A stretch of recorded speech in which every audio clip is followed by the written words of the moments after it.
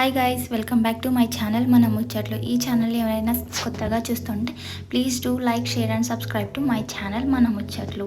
ఇవాళ మన వీడియోలో కాకరకాయ ఫ్రై ఎలా చేసుకోవాలో చూద్దామా.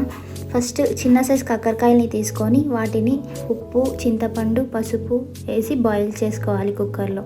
దాని తర్వాత ఈ వీడియోలో చూపిస్తున్నట్టు కావాల్సిన పదార్థాలన్నీ తీసుకొని తగినంత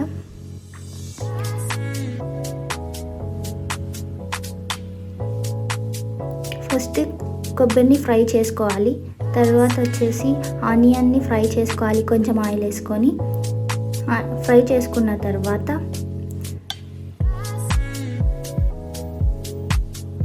ఇలా బ్రౌన్ కలర్లో వచ్చినట్టు ఫ్రై చేసుకోవాలి. తర్వాత ఈ మసాలాలన్నీ కలిపి మిక్సీకి పట్టుకోవాలి. దాంట్లో కొంచెం బెల్లం కూడా వేసుకోవాలండి. తర్వాత కాకరకాయని ఇలా స్ట్రైట్గా కట్ చేసి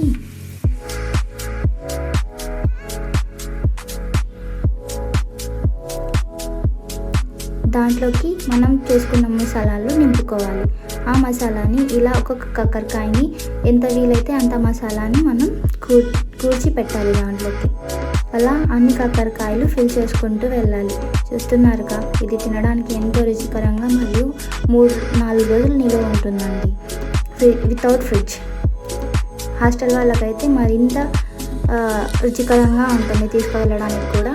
అండ్ చూస్తున్నట్టు కొంచెం ఆయిల్ వేసుకొని ఒక్కొక్క కాకరకాయని నీట్గా ఆయిల్లో అమర్చుకోవాలి.